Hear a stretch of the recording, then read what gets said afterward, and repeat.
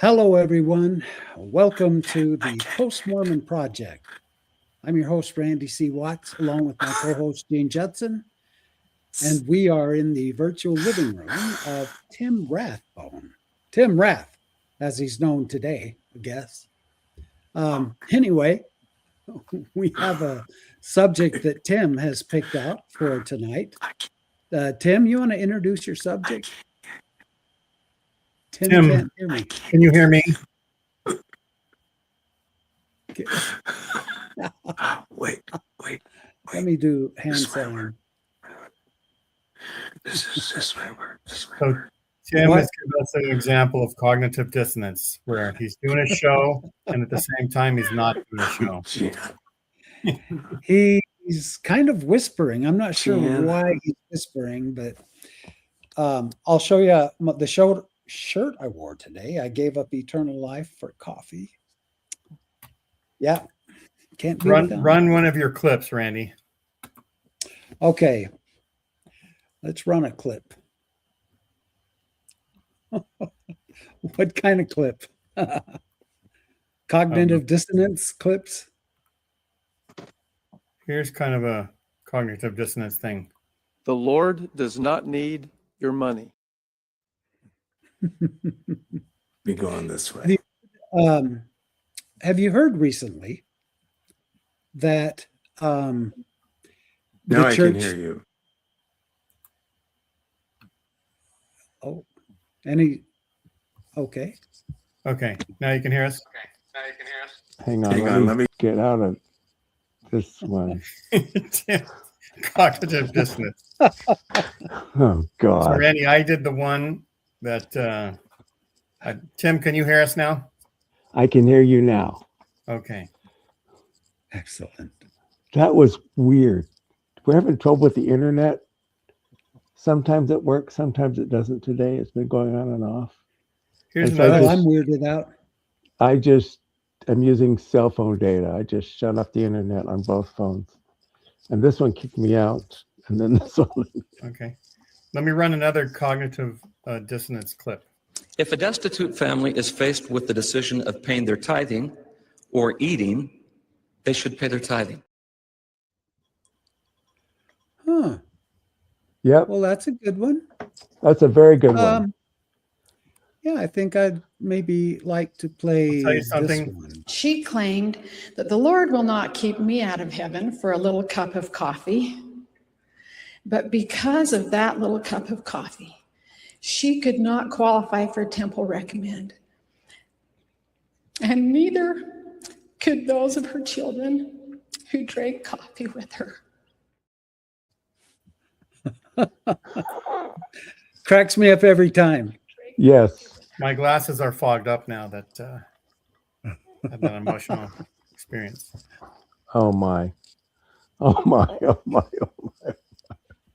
Well, Tim, we were asking you if maybe you would introduce the subject tonight, what we're going to talk about and why you chose that. Why I chose it.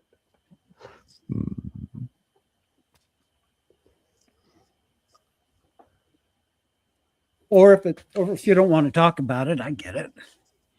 No, it's okay. Yeah, so tell us what the subject is, Tim. Cognitive dissonance. Okay, tell us if it's the first time somebody's heard that word, what does it mean? It is a difficult thing. Let me see. Let me pull up the definition. Like two opposing thoughts are in your brain at the same time. For instance, let's say that your doctor, you visit your doctor and your doctor says, you know what, I think you might have reduced headaches if you take in some caffeine. So try to drink a Diet Coke every day or even a cup of coffee every day to get that caffeine to relieve your headaches. Right. Well, you've got the doctor telling you to drink a cup of coffee a day, but you've got the religious leader telling you. Society president. The Relief Society president, sure. Or you've got. Telling if you drink that coffee, you're going to go to hell. But, what's better? Hell or a migraine headache? Or I'll never forget on an episode of House where this guy came in and he was farting, and House prescribed him to smoke cigarettes, one a day, to stop farting. And that's an actual prescription. I looked it up. Well, I everything thought on you were that going to show say, was real. I mean, everything on that show was real because David Shore was a doctor and he checked everything out, and I blew me away. So now that can't be real. And I looked it up and it's real. I thought you were going to say that he advised him to start smoking so it would cover the smell of the gas that he's passing. Maybe. Oh, cognitive dissonance is the psychological discomfort you feel when your actions, attitudes, or beliefs clash. Because our minds naturally crave harmony, this mental friction causes stress, guilt, or anxiety. To relieve the tension, we often subconsciously rationalize our behavior or adjust our belief to match our actions. So, that's what cognitive dissonance is. And I'd say that most Mormons live in cognitive dissonance. I think that's I would a say pretty that fair assessment. they have to, because the church differs so much from what the outside world says. And the church doesn't want to give an inch or change at all. Change a thing. No, Not a thing. not a thing. And that's what this whole show is about. So people in the audience, start thinking about the cognitive dissonance that you experienced as a Mormon so that we can add yours to the body of knowledge that we present here tonight. Right? Right. Yeah. I'm just going to change locations really quick because Are you going to your living room? I'm going to go to the living room because I was advised that this background is not doing a good job. So while we're visiting, I'm just, switching up a little bit. But yeah, feel free to come into my living room. Okay. Okay. So one So Trevor, big one. have you ever experienced cognitive dissonance? Who are you asking, Tim? Trevor.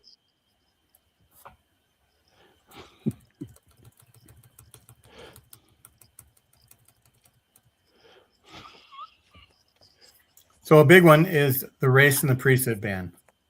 That's a really big one.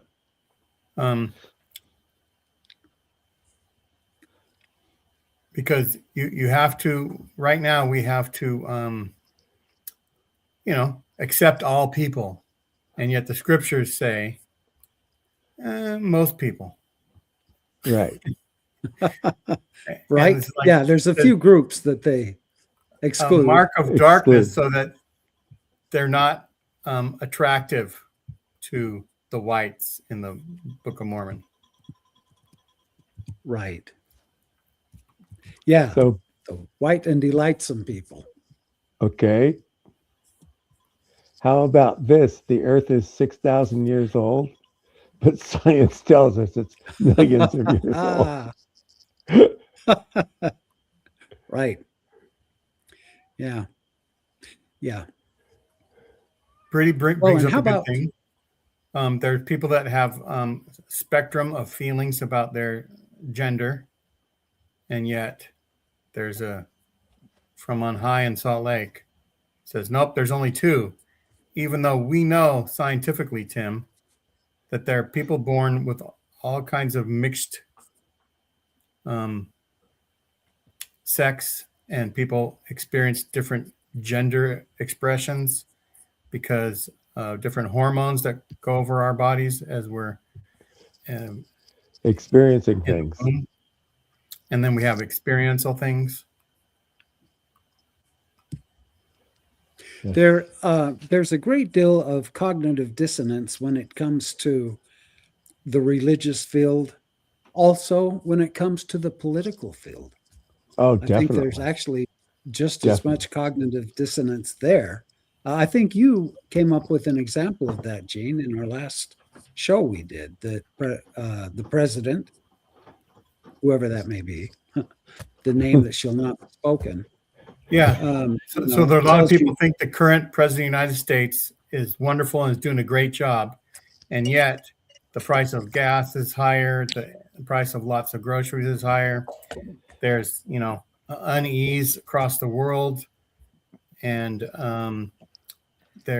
he said that he would be the peace leader.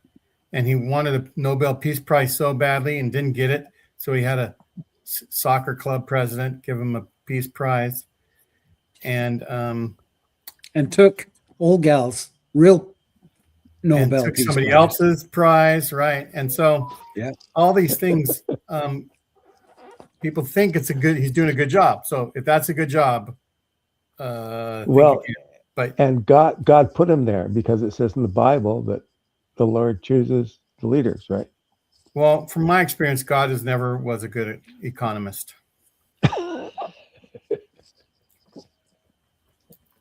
So we all grew up in a secular world. Well,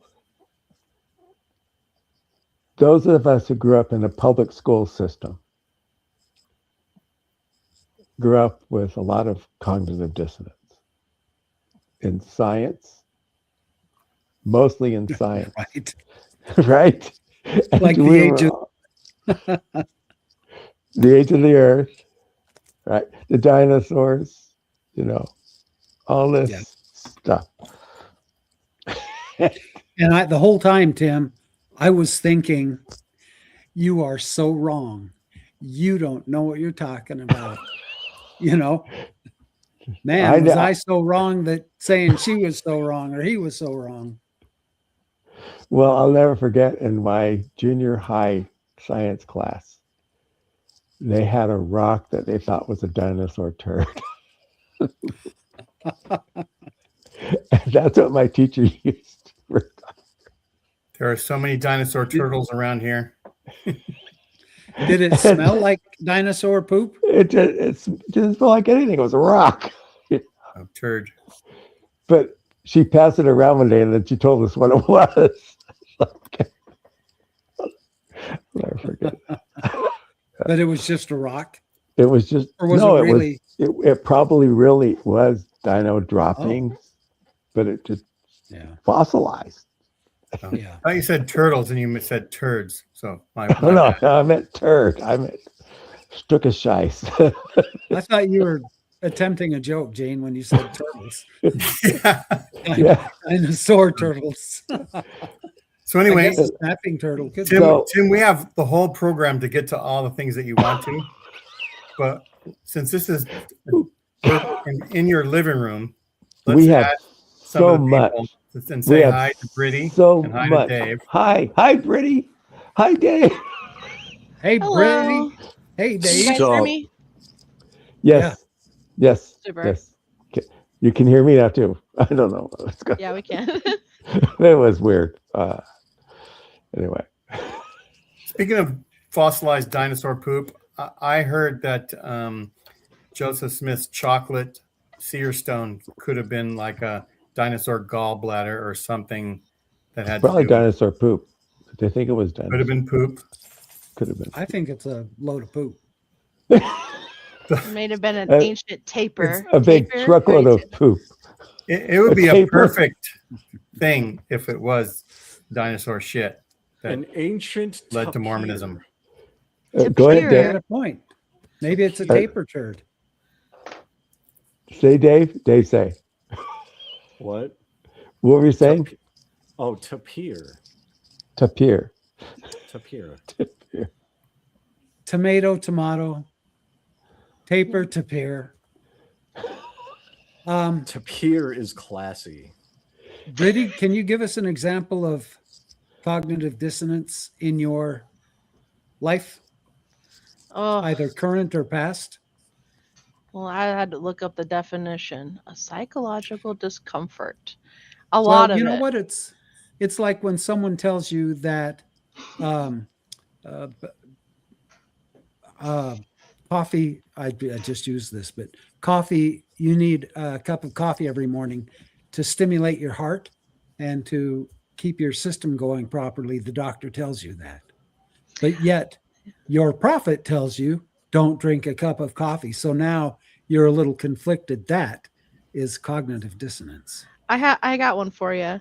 I would say like some of the big moments in my time as being a Mormon, like when I really started to question things, one of them was the November 2015 policy, which like banned children of gay parents from being able to be baptized and go on missions. And I was a really believing Mormon then, and I just remember thinking, this is not right. Like why would that's not okay. And I had to take a few months of fasting and prayer and scripture study to try to figure out why such a wrong thing is happening. And I just came to the decision that it must be like a temporary which it was. So maybe I'm a psychic. Who knows? Maybe I'm a prophet. I don't know. You could be a prophet. I could would be. vote you in if you run. I am trying to start a cult. I'm building a temple on Sims 4 right now just for the fun of it. So Dave had some cognitive dissonance when he joined the church because he was told if he joins the church, if he is a good boy, if he prays, he will benefit. He will receive blessings. And what did you receive, Dave? I mean, I did in the beginning. That wasn't the cognitive dissonance. Like, that's why I stayed in for a few years, was because I was getting the blessings and the business connections and all of that.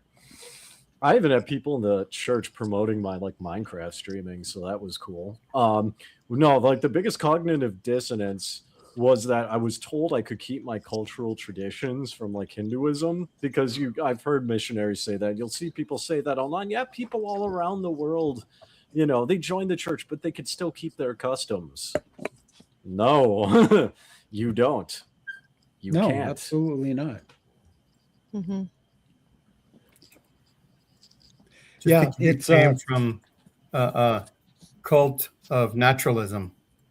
And they said, come join the church. You can keep everything that you hold pure right now and come to church. And you come to church naked. That would cause other people some cognitive dissonance, I think. Or at least wearing the emperor's clothes. Yes. That's what I would say. Indeed.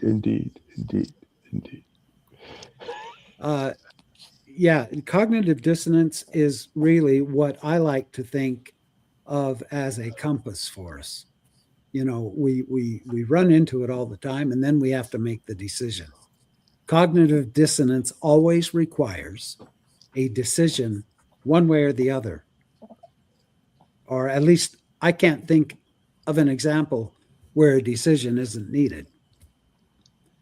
If you run into cognitive dissonance personally, you better figure out what's cog and what's nitiv and what to believe in. Thanks, Tim, for that little courtesy laugh. You're welcome. I'm processing. Well, we've all been there. Come on. We've all been there. My brain just broke. Uh-oh. Just broke? Just now? Yeah. Yes. Oh. What the heck has been wrong with you for the last couple of years, Dave? I met you. I love banter. That's very hurtful. I don't know. My feelings are pretty damaged, Dave. Would you say you're experiencing psychological discomfort? Some kind of cognitive crap. I don't know. Okay. You need to put it on the shelf. Yeah. Just put it under the shelf after you identify it as an unhealthy habit, moral conflict, or workplace ethical failure, according to the internet. Workplace ethical failure. Oh. I had to Google what cognitive dissonance meant before the show too, because I'm like, shit, I haven't heard that term in a while. Like I know the word, but show.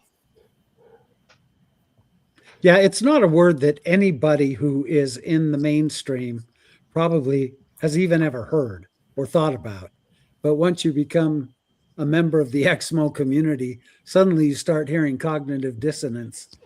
And it's like the shelf breaking. I didn't know what that meant until I The joined. first place I ran community. across it was in Mike Quinn's Post Manifesto polygamy article. That's the first place I ran across it in print. And I remember asking Mike, what does this mean? And he told me, and I went, wait a minute. I think I'm having that happen to me. I think, a lot of people would use the term conflicted thoughts or conflicted teaching, because they're one half of their brain is telling them one thing, and yet the other half of their brain is learning an opposite thing or completely different thing. And we have to use it all the time, by the way, with our LDS prophets. And when I say our, I mean their LDS prophets. No, there are prophets. They're the world's prophets. Well, sure. Well, I mean, listen. They're everyone's prophets, whether you believe it or not. Right. Exactly. Yes. It's like I watched those guys who talked about the shooting, the guy with the gun in Orem yesterday. And I'm watching these two guys talk, and I could just see their cognitive dissonance in their faces. It was like, how do we deal with this? Oh, well, I'm not going to obey what the church says. I'm open carry. And from now on, I'm going to carry my gun with me in case it happens again. And I'm going, yeah, right. You could there's a perfect example of cognitive dissonance while he's saying it. It's like, I'm going to disobey what the church tells me to do. I'm going like, oh, you're admitting there's a problem. I wonder, Tim, how many people experience cognitive dissonance when the prophet is teaching them that there's a community of people on the moon. And who, with their scientific minds back then, what kind of cognitive dissonance must they have experienced? Back then, people were ignorant. So I'd give them not some all grace. of them. There were really smart people back then. Yeah, but the people Joseph was talking to were not scientists. They weren't trained in science. They were. So Trevor, how do we know that? Just real quick, Trevor has a good point here. So, the people who think that Joseph Smith can do no wrong, that now believe that he didn't practice polygamy because they think that polygamy is wrong, they are experiencing cognitive dissonance and so they deny the history because it doesn't fit in their brain to think that Joseph Smith could have done something that they think is morally reprehensible. Okay, I don't know what happened from 1990 or 2000. Remember, I've been out since 2001, and I paid very little attention to what was going on in the LDS sphere until about 5 or 6 years ago. Okay, so somewhere along the way, when the church stopped teaching about Joseph and polygamy, because it was well known in my generation, and then this new generation comes along, and they claim they weren't told about it, they didn't know about it. And I'm going, then who were you talking to?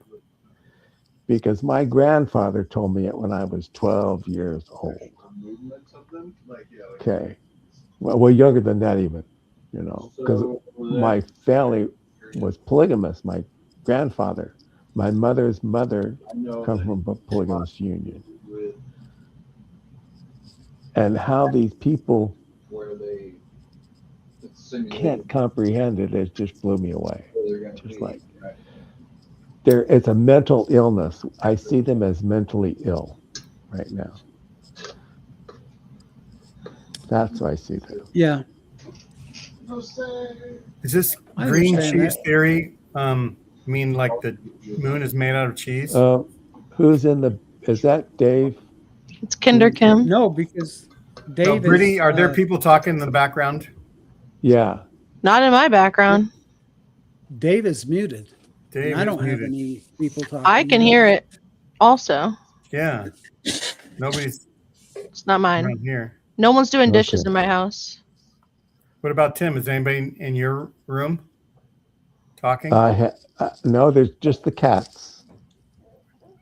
Weird. Just want to know how many there are? There's at least 5. And so you haven't trained them to talk yet? Oh, No, I haven't trained them to talk. So that was weird. It was like some things were going on. Oh. And Yeah. well, Dave was muted. And Tim is gone. Dave is back. Now Diamond Dave's back. But I hear it again. Yeah, I just got off the phone with a Mongolian therapist my wife wants me to try, so we're going to see how that goes. Oh. Oh, I didn't pay my counselor, and boy, is my therapist.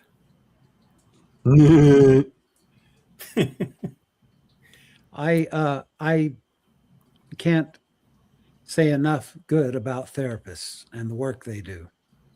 Because I've had really bad my- experiences in America with therapists, so that's why Reticent. I am reticent Cautious. and hesitant. So that's why I bounced, because I was actually supposed to call her at 10. But yeah, so I was just like trying to get a greater of understanding of like what to expect. Seymour Johnson, you are not connected. Yeah, so I don't think you want to connect them. yeah, Seymour Johnson could be an adult film star. I don't want to see that, Johnson. I get it. I get it. I see what you did there. So Seymour I didn't- Johnson. I didn't do it, but Seymour did it. But we'll see what happens. Where's Seymour? That's So, hilarious. you know, you can put any name you want in here. So I think somebody in the chat is that same person. Mike Hunt. Do we have Mike Hunt in the crowd? I don't see it.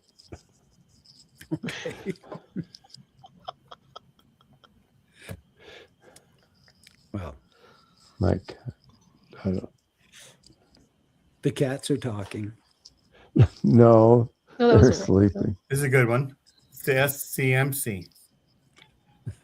I hope so. I would love to have them over, smoke a cigar with them or something. Let's do a commercial for Tim right now. If the SCMC is watching, please tell the leaders of the church that the most dangerous person right now is Randy C. Watts. And if you don't excommunicate him soon, the whole foundations of the church will crumble. If you do not heed the words in this room tonight by Gene Judson, The wrath of God will fall upon you.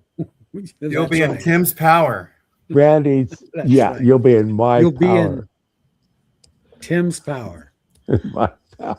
I think the SCMC does smoke cigars. Haley said they don't. I think they do, because I literally, when I was living in Provo, smoked a cigarette like with we were at like a YSA, like I forget what it's called, it's like the family home evening, right? Well, the stake president was there, and he was smoking with me, and we're just sitting around a bonfire. We're just smoking and like just talking with Whoa, like, time my- out. and a bunch of other people. What in the hell are you saying, Diamond? That your stake president and you smoked a cigarette together? Wasn't my stake president because I'm mid singles. It was a stake president. Smoking a cigar? Cigarettes. Cigarette. Cigars are kind of They're fancy. So Heavenly yeah, I could see the compared to SCMC. cigarettes. I mean, and if you think about it too, like it makes sense, because like you look at anywhere in the world, right? Just pick a part where like alcohol is banned.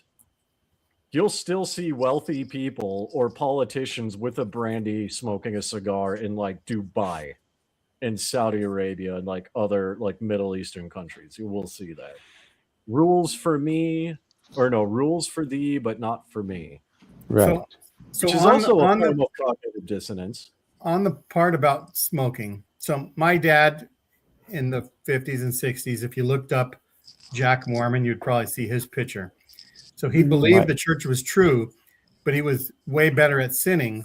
And so he thought he had no chance of going to heaven. So he might as well smoke and drink because he just couldn't help it. Right. So, but he tried still.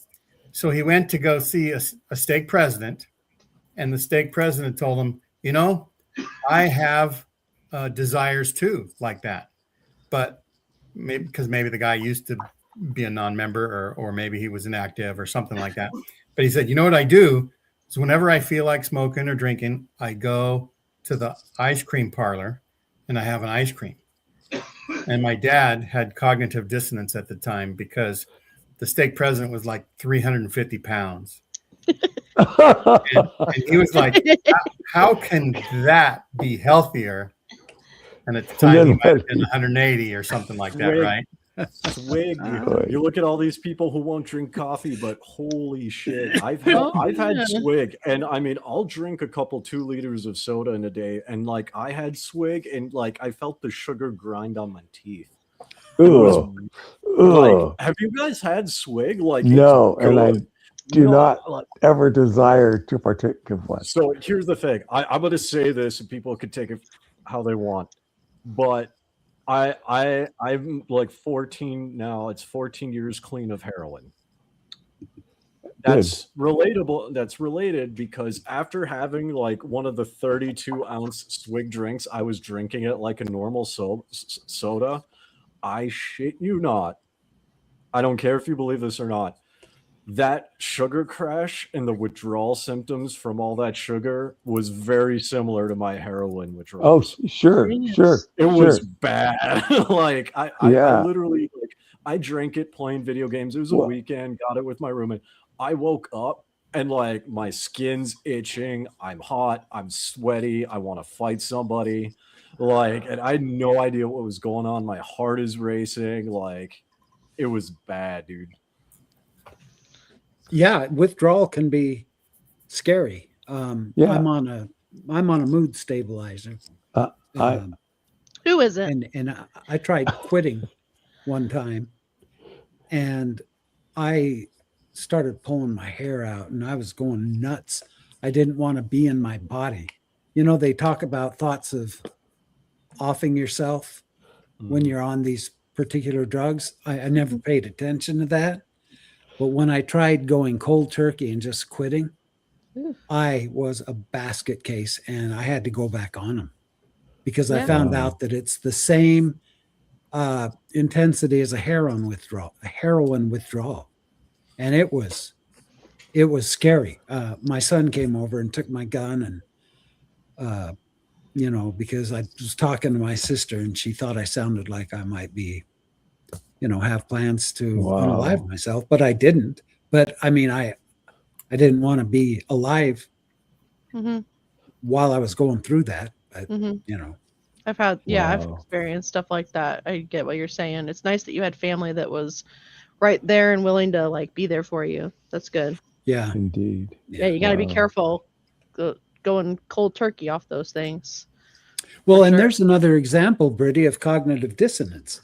You know, the doctor says, take this much morphine and this much hydrocodone. And I'm like, at the same time? And he says, oh, you're going to need it. Because I had a real severe surgery on my elbow, or I'm on my shoulder. And he was right. It hurt. But I'm thinking, he's telling me to take all these painkillers. I didn't, because I knew that you get addicted to them physically.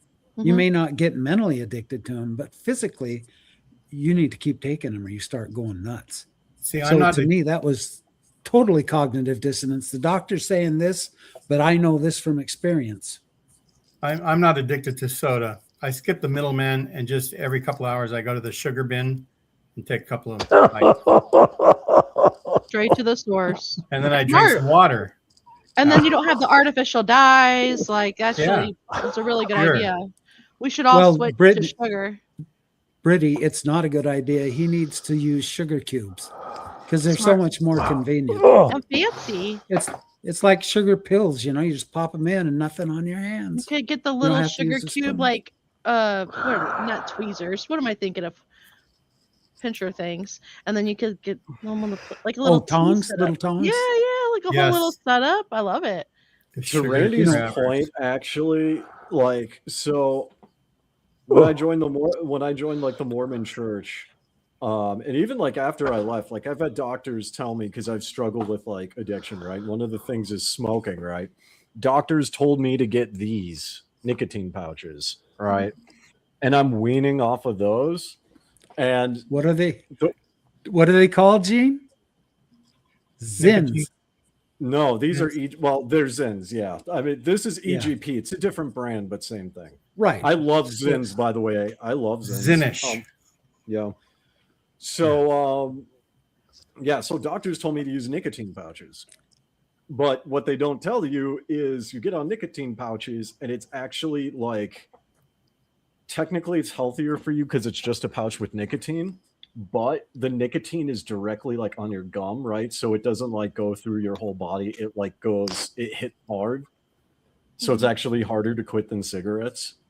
So they, by helping me quit cigarettes, it got me hooked on these. And now I just wish I stuck with smoking because the withdrawal symptoms are worse on these than cigarettes are. I have a quick story about that, Diamond Dave. I went fishing with my son this past weekend, and we're out in the water, and he pulls out some Zins. And anyway, I recognized him because I have a little thing of them. I just learned about them. So instead of smoking a cigar, I can take one of those and get a way better buzz. Anyway, my son was in Germany and he had run out of Zins.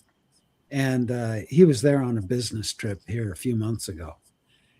He popped into a store, a German store. He says they carry everything. Mm-hmm. And he asked if they had them, and they said, yeah, and they gave them to him. And she says, very strong. And my son's like, yeah, I can handle that. And so he put one in his mouth on the way out of the store and passed out in the street right there. They were 300s. 300s, which they can't even sell in the United States. It's 15. 300 milligrams of nicotine? Yeah. My son does 15s. And I do 14. That about 15. Knocked me on my butt. But no, theirs were 300 milligrams. He put it in his mouth, and this is a Navy SEAL. He doesn't pass out for anything. And he went down in the street. They missed their flight and everything. My wife actually tried a Zin, and like she almost fainted, and like she was having a hard time. And like the interesting thing was because like she's never done any type of nicotine like whatsoever. So like she tried a 3 milligram one, right? And for people who don't know, like the nicotine pouches are not like dry. When you buy them, they're all like wet with the nicotine on them as well. And you put them on, it's a hit, right? She put the 3 milligram or 5 milligram as the lowest one, and she almost went down. And I'm like, really?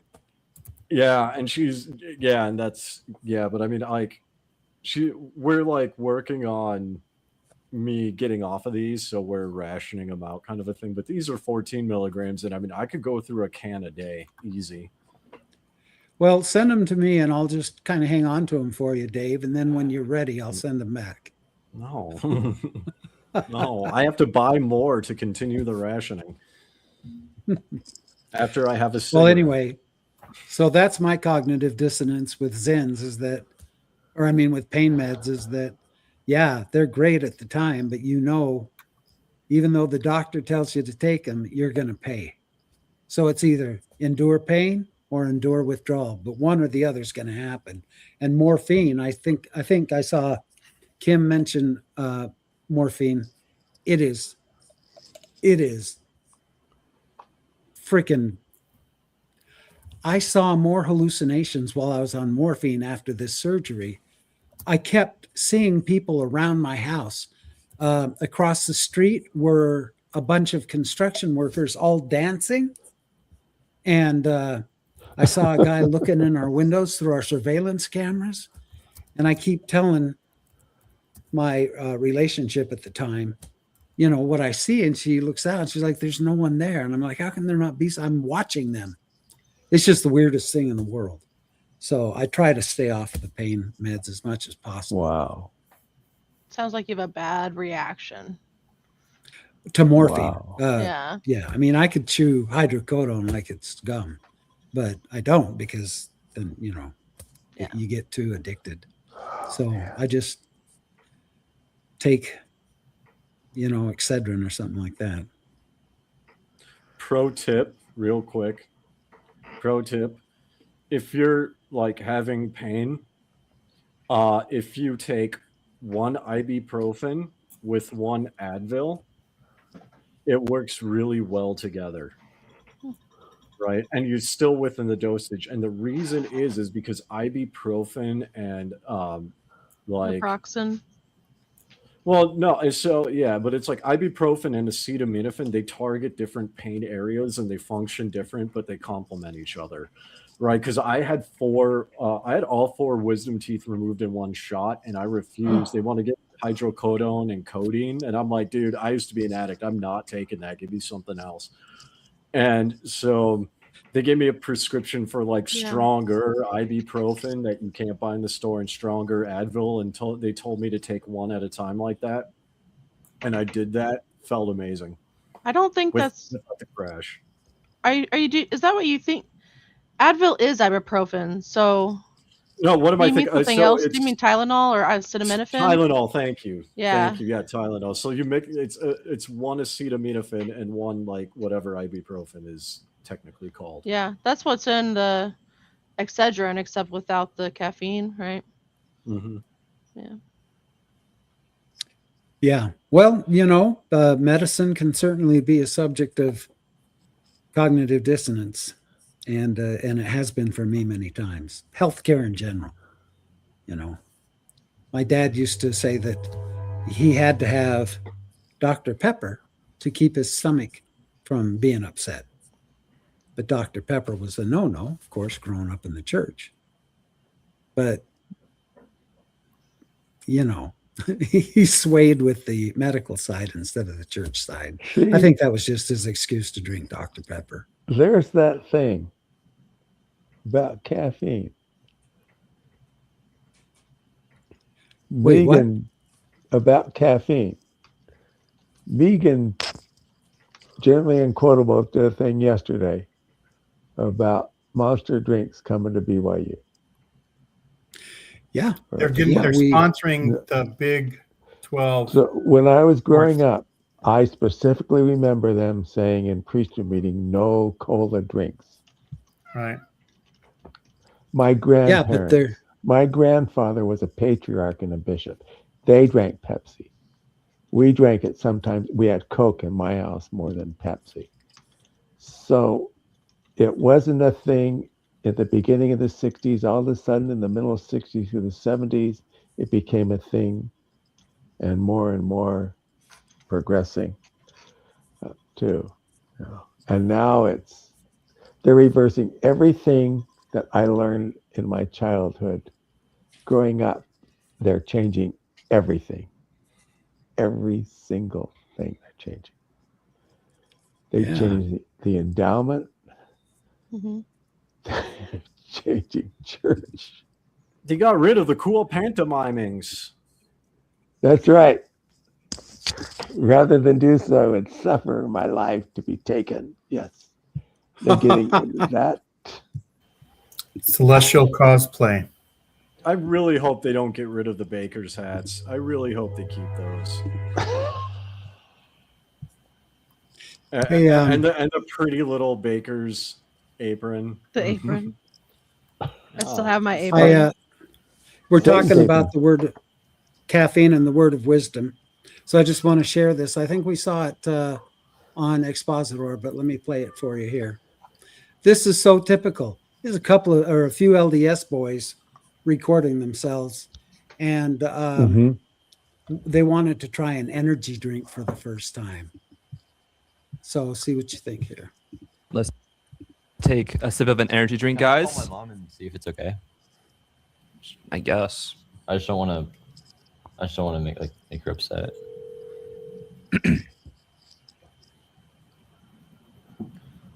Hello? Sorry. Hello? Hey. Hey, hon. How you doing? Good, you? Good. I just had a question. My friend gave me this Red Bull. Red Bull Zero. Red Bull Zero. No sugar. Can I drink it or no? Brandon, that's garbage. Oh, so I'm not allowed to? Brandon's garbage. Okay. I won't drink it then, I promise. Just say no, Brandon. Let's take a sip of. She didn't say. That's Couldn't. insane. No. That's insane. Is that That is- real? That's real. Apparently, It could be staged, but I it sounds wanna like s- something that would really happen. Oh yeah. That's what I'm thinking. It's like Yeah. something that could happen, but that sounds staged. Mom doesn't sound staged to me. no, it Their sounds whole- realistic. Well, the whole Uh, intro. Moms can be cool. Yeah, my mom was cool. Yeah, moms can be cool, but I just wanted to emphasize what the church feels about energy drinks. If you go back, or if you even Google energy drinks, the LDS Church, you're going to find all these articles that it's bad, it's bad, it's bad. But then Brigham Young University gets $1 million from Monster, and suddenly they're wearing Monster patches Well, on their jerseys next year. Not yet. It's not. They haven't signed the deal yet. I don't think. I think it's just No, a not proposal. yet. Yeah. They haven't Uh, signed it. You're great. They do have a Pop Tarts logo on their jersey, though. So Pop Tarts are okay. Pop Unless Tarts that- are of the Lord. Unless They're- that one I they're saw of a against the word Pop of Tart it. was a CGI. I don't know, but It So you- talks about Pop Tarts in the Word of Wisdom, but it does not talk about beer, We should have Pop Tarts for sacrament. right? Cut them up. Heck yeah. What do you got? I What would kind? Chocolate fudge, I think, You would guys- be good. Or cookies and cream, because the crust is chocolate. I feel like if you get just a crust piece, you still got a good. So Amount. Pop-Tarts for the bread and Monster for the wine. Right? So the way to start the week. I right, know, right? Yeah. right. Well, I mean, No, there's I think he's a Strangite Mormon, but John Hodgesek, Yes. actually he's been talking about that. Did you see his Facebook? He's like What did he blasting say? caffeine. He's saying how caffeine is like a dangerous mind altering drug and people are debating it. And I'm just like, I mean, by definition, okay. Right. Yeah, it does alter your brain chemistry, just like eating food alters your brain chemistry. Yes. You know. Here we are, Wow. Exmos, talking about drugs, and Karl Marx said that religion was the Is the- opiate of the masses. But when you Uh-huh. guys were talking about sugar earlier, I remember when I was a kid and I used to eat sugar cubes and stuff like that. And right now, I abhor. I don't eat anything with sugar in it anymore. I try to use sugar as low as possible. I'll use honey before I'll use sugar. That's right. That's Hallie good says for- beer is okay in the Doctrine and Covenants. Because that's My- It is. My Is Jack dad, Daniels in the Doctrine and Covenants? It's only if you brown make it like beer. only if it's from your own what brewery. Nick. Joseph Smith It's- was sure to exclude beer out of the Word of Wisdom by saying that barley drinks are okay. That's right. I think you Well, want to all make the your other dad feel alcohol. okay. I found a workaround, guys. I found a workaround. Okay, what's the word? And that is, you know how we're all allegedly one in Christ? Well, the brewery down the road is technically mine because we're all one in Christ. So yes, it does come from my own brewery. Plus, I Oh, mean, good Okay. for you. the Jesus example, what did he do? He turned water into wine. But remember, Yes. only Joseph Smith can turn wine into water. There's a good example, Gene, of cognitive dissonance is the frickin' sacrament. Yeah. What about those on the keto diet who know that that carbs are bad for them? They don't eat bread, but then you've got this kid passing it around to the congregation to take a piece of bread. There's a little cognitive dissonance right there. A I'm lot. glad you brought that up. For me, like when I joined the church, right, I was told that, you know, the sacrament's a very spiritual thing and that should be a time of like, you know, reverence and closeness with God and reflecting on what God did. And then I saw two 18-year-old nerds stumble through the prayer, having to repeat it more than once because they couldn't do it right, and then awkwardly like walk around with the bread. And for me, that was definitely psychological discomfort. Yeah, it's like, is this special ed day at the church? And it's Wonder Bread. It's not even like cool Catholic wafers. It's just like someone bought a bag of Wonder Bread and they're like peeling it into pieces. Yeah, the deacons, or I mean the teachers who have been scratching their testicles all day, then take this bread, and when they squish it and break it up, it turns kind of gray. And it probably smells like teacher crotch. I'm not trying to be nasty. I'm just telling you, it is like what it is. We used to wash our hands before we You're prepared. supposed to. The teachers. Come on. There was a place with the sink, and then you washed your hands before you did anything with it. That's what you always did. We didn't get that memo, Tim. I feel like cognitive dissonance might also be something I've observed, and Bree can correct me on this, but I feel like nursery for women, because, you know, we've all heard that women are told that being a wife and a mother is sacred and it's joyful and it's wonderful and you'll love having children. And then you get put in a nursery and the kids are screaming and half naked, and everyone, like the nursery workers are like pulling their hair out because they don't have any support. I tell you what, the first time they tried to call me to nursery, they didn't word it as like a call. It was more like, we're thinking of calling you to nursery. And I said, I don't think that's a good idea. I have really bad anxiety.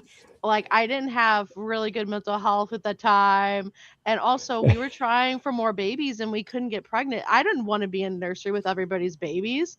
And they were like, well, why don't you just try it for a day and let us know what you think? And so to me, it was such a spiritual experience that they didn't actually offer the call, so I didn't have to decline a call. It was more like, oh, like God must be speaking to these men for making sure they approached me that way. And yeah, I did cry within like 2 minutes of entering nursery and left.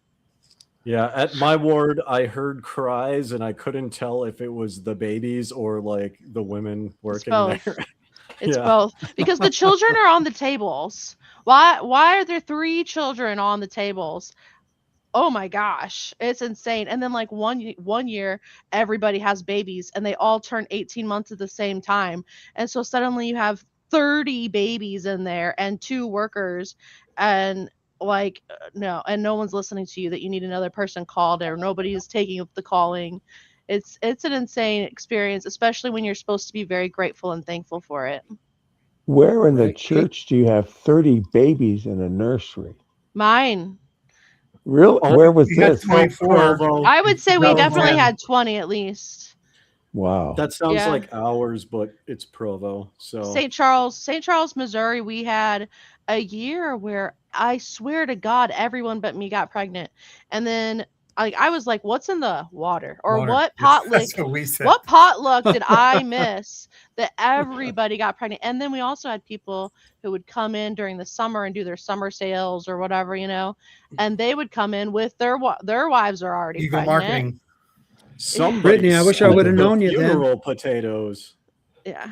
So yeah, it was a lot of pregnant women, a lot of baby showers, and I was just sobbing. I think I ended up starting to skip showers for a while because it was too much for me, who my patriarchal blessing said I would have many children. I wanted every child I could possibly have, and I couldn't get pregnant. So I must be doing something wrong. I wish I would have known. Is like nursery, but fewer songs. Go ahead, Randy. Brittany, I wish I would have known, because I would have been happy to send you one of my sweaters, because let me tell you, that's all it takes for a woman to get pregnant. If I hung my sweater next to my wife's, she'd end up pregnant. That's how fertile I seem to be. So the minute I had as many kids as I thought I wanted, well, I can't do that, but Not at all. I got neutered. You took care of the problem, I see. Okay. Yes, ma'am. So Laura says people watch all of those kids for free. Not only that, you bring snacks. You pay for snacks and you bring snacks. Laura. Not only that, Sister Sometimes missionaries watch kids too. Like we had that at our like Really? ward where like the sister missionaries would help out at the wards. The sister missionaries who paid money to go on a mission paid to watch other people's kids. it's fun. Interesting. Yeah, Hey, women. Britt, Yeah. I see that Katie Ash commented, and it was a story that I was thinking when I talked about special ed. Not to be calloused, but in one of my wards when I was young married, there was a kid up there who was psychologically impaired, or what is the word? Neurodivergent. Divergent. Thank you. That's one He way to was put it. autistic, Okay. and this poor kid, it took him 8 times Wow. before I can't remember if it was the bishop or one of his counselors finally went over and knelt with him and helped him through it. But holy smokes, you'd think that God would get it. You know, No. oh, they're blessing the sacrament. I get what they're doing. It's okay if he says a wrong word. Somebody must have prayed for patience. Must have, because I was so embarrassed just for that kid. I was Yeah. just so embarrassed for him. I could never But, yeah. remember talking to the Lord after knocking 3 times what we're supposed to say. So I always had to have the helper help. Was it And- health on the navel, marrow on the bones, strength on the loins, and in the sinew, I could power get in it the close. priesthood? Be upon. Be me and my posterity through all generations of time and throughout all eternity. Oh, Very dang. good. Scared Very of you, good. Brittany. Very good, Scared. Brittany. Went to the temple a lot. And I've watched the videos since then. So Yes. just for I the heck just- of it. Well, the cool Well, thing Tim- is you don't have to do it. The helper will do it for you, it sounds like. So Right. Yes. like, The helper why does. What were you going bother? to say? What were you going to say? Tim sent Gene and I the actual transcripts for the temple ceremony. So, you know, The most I recent still one. wanna- yes. The The most I still wanna- 2019? No. Or is there a more the recent one than that? 2026. I want to see that. Oh, I'm trying to make a puppet show. Okay. Well, We might do a show on it I need your email after so I Sunstone. can send you a link. Well, yeah, we'll talk about it at Sunstone. Well, I'm not in there, Uh, but select- my puppet email's brittytheapostate@gmail.com. Oh yeah, next Okay. week, Tim, let's do Sunstone as our Tuesdays with Tim. We'll practice. What? I need more definition. So You we're going to left talk Tim about speechless. Sunstone, Okay. and we're going to do our presentation. We'll do Okay. some of the questions, and we'll talk about what we're doing. It'll be like a commercial for Sunstone. Give people a preview. All Give right. people a preview, and it'll be practice for us. Okay. Good. I've got a cat that will not So I had settle down. cognitive dissonance when almost all my blessings never worked. Yeah.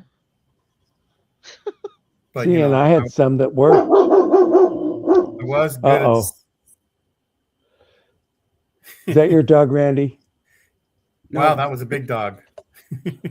Whose dog Yeah, was does that? That dog would sound have like it eaten came Randy's from a dog. Chihuahua? You never know. You never Gene, know. The blessings worked. They just didn't turn out the way that you wanted them to. That's what Isn't they that say. what the church would tell you? It's all You what have God to wanted. learn. You have to have the faith to not be healed. You need to listen a little more to David. I was going to say David Duchovny. I thought you were going to say David Bowie, honestly. Yeah, Bednar. David Bednar. David Bednar. David Bednar, yeah. Said that you had to have the faith to not be healed. Yes. So Actually, it's I a wish I was 50-50 chance. wish I was still going to church when he said that, because it was like, now you're talking my language. Right. I have the faith to not believe my blessings are going to work on you. Right. Right. If that, okay, first of all, that would be completely unnecessary what Bednar said. Because That's right. if indeed the priesthood was the power to act in God's name. Why on earth? Why on earth would we need more than one blessing? Right. They come, they give the blessing, the sick person gets up and they're healed. God's not going to say, I'm going to put a block on this one. I just want you to stay humble. So I'm going to let this one die. And that fits with the cognitive apostles dissonance. can either speak as a prophet or a man. The prophet can either speak as a prophet or a man. Well, no, if you don't know, then what good is it? Correct. If you don't know what. Speaking to Randy's point, something that just I saw on like Mormon discussions, and this is like so tragic and heartbreaking, right? Because we all heard in Mormonism, you wear your garments, you do the right things, and you have a nice, happy life with your family. The family of the only survivor, that girl, they got washed away in the flood. Or even in like Nigeria, where that major bus crash happened, and like, what was it, like 38 people died, including the driver. Yeah. Not that anyone talked about it. Yeah, I mean, I honestly feel bad for her. That's got to be some major cognitive dissonance right there. I can't even like fathom. I can't. Yeah, I'm sure they had a prayer. Oh, Emily's smart too. Yeah, she's talked a lot about her stuff. I watched the recent documentary she did, and I think she was really well spoken in it. And she's, she talked, I think, a lot about the cognitive dissonance she had, experiencing the things she was experiencing, but having only the knowledge she had was like of the gospel and like the church's view of virginity and like, and then having this guy tell you that he's the prophet, like that's got to be so weird. So I can't even imagine. Yeah. I wanted to talk about something that's kind of on the same subject.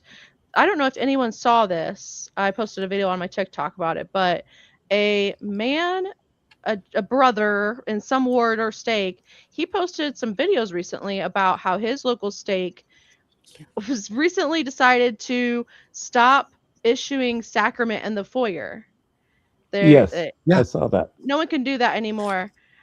I was like, okay, and people are confused, and like especially believers who know that that's not okay. Like, just ban. We had one sister. We had one sister in our ward. She was a columnist. Her name was May Mann. She was a Hollywood columnist. She would always stand outside if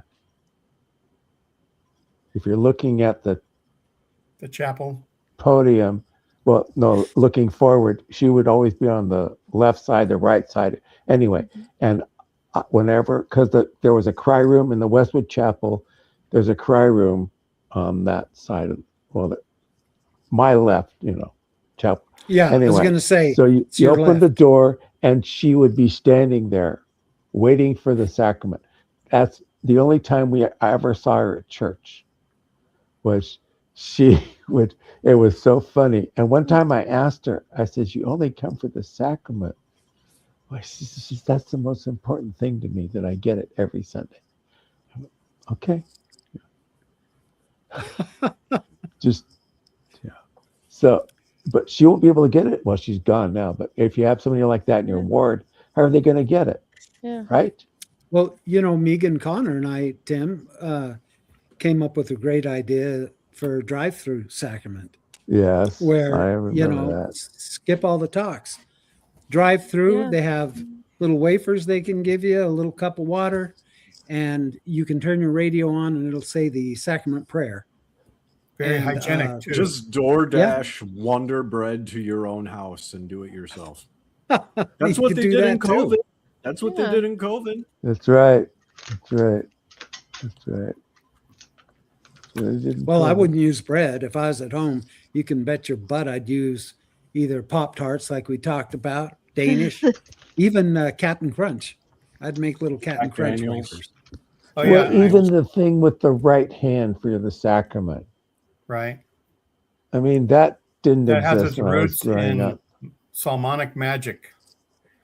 So I'd like to everybody to thank Kinder Kim because this show is sponsored by Kinder Kim. So I turned off She the asked ad. us, did you? Okay, good. I was going to say, yeah.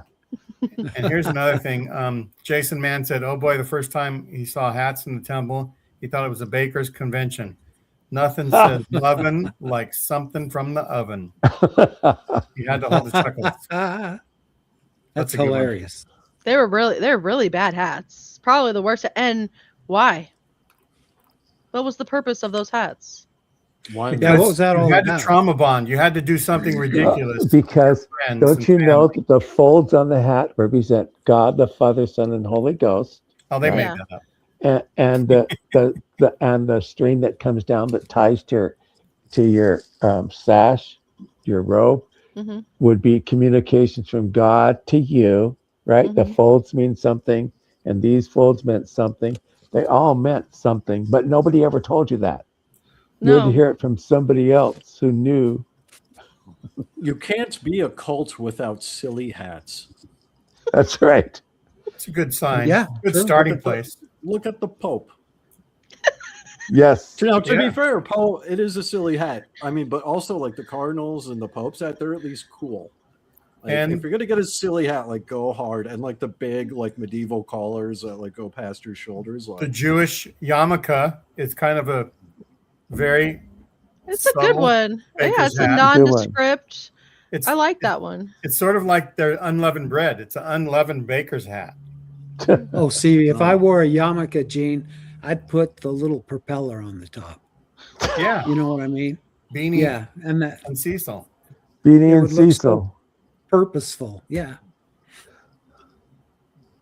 Yep. I mean, I actually knew about the temple rituals and saw the videos on that before I joined the church. The outfits didn't actually bother me. And I remember joking with another convert because we were gamers, right? So for those of you who don't know, there's like a video game series called The Elder Scrolls Morrowind. Think Lord of the Rings on like a different planet, right? Mhm. Brittany, you know what Yeah. I'm talking about. Yeah. It reminded me of the Imperial cult from that game. You remember that? I don't. Okay, well, never mind. You guys could Google Imperial Cult Morrowind and like the robes and everything. It's whatever. I just thought it was funny, and we were like, maybe this is a cult, but at least, you know, whatever. Like, we're getting stuff from it. We didn't know how bad it actually was. We just like, oh, okay, so we get a nice community, and then every so often we wear silly clothes and cosplay. Yeah.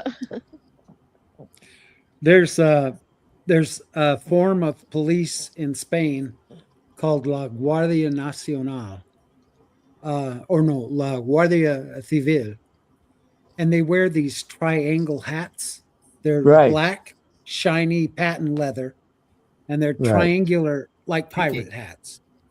But you don't want to make any fun of those guys because they carry machine guns and they don't screw around. You smart off one of those guys, you're going to get beat up at least, if not shot.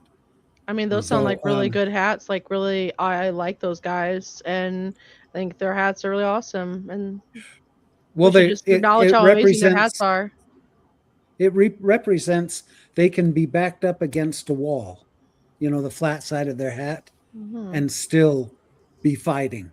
That it won't stop them to be backed up against a wall. Well, who is Why this not again? just throw the hat off? The Guardia Civil in Spain. It's the civil guards. Well, it's not the regular police. There's two forms of police: la policía, which is the police, and then la Guardia Civil, which are these badass looking. You know, maybe we could get Jane to Find Google a picture. that and show you an image. Okay, Gene, there's your assignment. Okay. I brought one home from my mission. It wasn't the real deal. It was one that I bought in a store, but they're so cool. You weren't able to steal a real one? Well, you know what? The branch president of the Móstoles branch near Madrid, he was a Guardia Civil. That's what he did for a Wow. living. Wow. But he never talked about work. No, we had a mysterious phone caller that was calling our mission pad and doing all these weird voices and saying that she or he was going to commit Harry. And, we couldn't figure out who was making all these calls, and they were coming all times of the night. And we told the branch president, about it, and it was shut down like that. Oh boy. He somehow knew how to figure out who was calling us and get to them, and we never received another call. It was kind of like having James Bond as your branch president. I wonder what Wow. happened. I'm curious because that's kind of like what happened here in St. Charles. The missionaries got like 37 calls overnight from somebody threatening them. Oh, there was a Really? story about that somewhere. Yeah, I've been following it and going to their court hearings and stuff too. Oh, Yeah, so far like no news. He's just in jail. Maybe On the branch bond. president went to the guy's house and just unalived him himself, just like Porter Rockwell would, who just showed up, boom. And he then could just, like, have. Like, If Maybe you're caught taking a picture of one of these guys, because they're on horses. They're all on horses. Oh, I mean, they have them on feet too. But they will march up to you, grab your camera, open it up, rip the film out, and drop your camera on the street. What? That's what happens if you're caught taking a picture of one of them.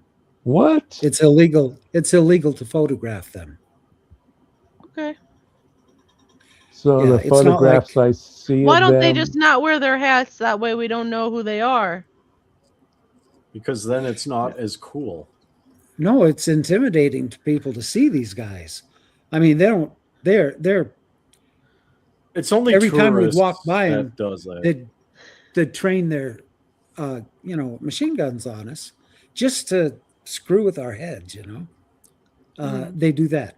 They are badass, like whatever you want to call them. You don't mess with the Guardia Civil. Did you get a picture of their hat, Gene? So Yes, you did. I tried. I have no idea. I'm not laughing at the What hat. the Just to hell be is- clear. I can't even. You can't even see that. Flat. What is happening? What's So on the I'm top having of a it? hard time finding a good picture that'll work. So maybe you can go. Probably because nobody takes their pictures. and Well, find- yeah, they're not supposed to have their picture taken, but you're not supposed to record in the temple either. Okay, Gene, let me find a picture of one. But while we're talking, yeah, talk amongst yourselves. I'll find Talk amongst yourselves. They sound like the Philippine police in some respects. They're Are like, they that Yes, way that too? work.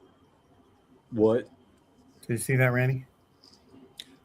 Oh, yeah, there you go. That's a great picture right there. Oh, I've seen that hat before. Yeah. See, they're round in front, but they well, you can see you can't really see, but it's flat in the back. Yeah. I think they just don't want their picture And- taken because that's a stupid hat. It must have some guys go to great significance. lengths. The So you told significance you- is That's it. It looks like if you turn it upside down, it's something that old people pee in. You know what I mean? The thing that sits like a bidet. Like Brittany or Britty. I don't want to say Britty. Britty, if you go to Spain, don't mention that to him. I'm not gonna almost go. There were a bunch of mouse ears that were defective, and so they sent them to Spain. And Spain It's took them. not. It's just. All right. Yeah. This is So the those guys are weird- very dangerous. Yes, This is people this is fear the them. cognitive dissonance right now. We have landed on the moon. We are talking internationally on technology that human hands have created, and yet human beings all around the world enjoy wearing things on their head. Hmm? Yep. Like wearing Wait. silly hats. I mean, what is it? The in London, the guard. Oh, the royal, Those the silly royal hats. I guard. wear the big Buckingham the Palace furry Guard, hats. Yeah, there's the palace guard. The palace the guard, beef right? eaters. The royal Yeah, guard. Yeah. the beef eaters. I want to see a chicken eater hat.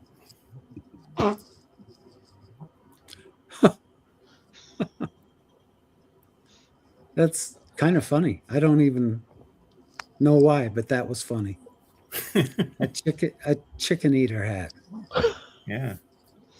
For people that We'll don't like find- red meat. Well, see, now there's cognitive dissonance too. The whole red meat debacle.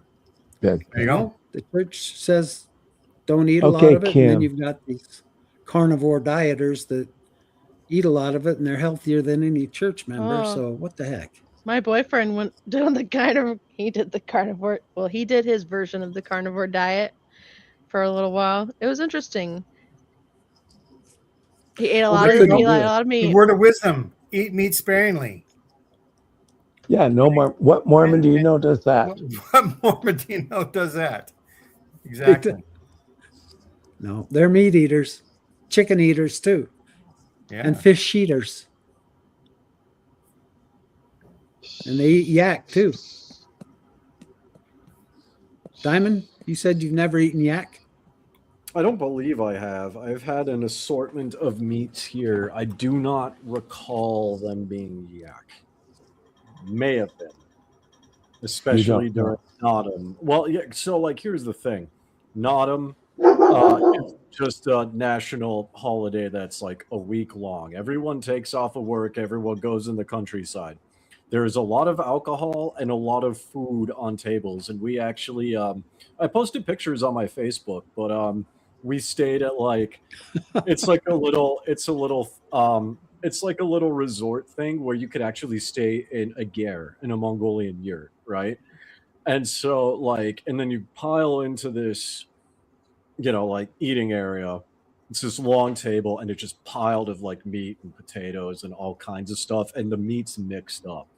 So there's like everything from sheep, horse, and different kinds of meats too. So there was like mutton, sheep liver, horse meat. There was erig, which is horse milk that's fermented. There was beef. There was chicken. There was fish. There was a lot of This alcohol. is all mixed together? Yeah, it's just on one table. You go through and pick out what you want. So it's like in its own section, but there's just Gotcha. Yeah, so it's like they're in their own section, but I mean, you're drinking beer with family all day, and then you go and see a bunch of food. I have no idea what I ate. Honestly, not all of it. That's weird because I was just craving a big, tall glass of fermented horse milk. It's actually really good. Well, that sounds like enough to gag a maggot. I'm just saying. For horse So does milk. caviar, salty fish eggs, yummy. Horse milk actually isn't all that different than cow milk. So here's another cognitive dissonance thing. Section 132, how you do polygamy. That Joseph Smith never Joseph followed. Smith observed polygamy. Never followed it. Never followed it. Never followed it. That's weird that he didn't decide to follow that.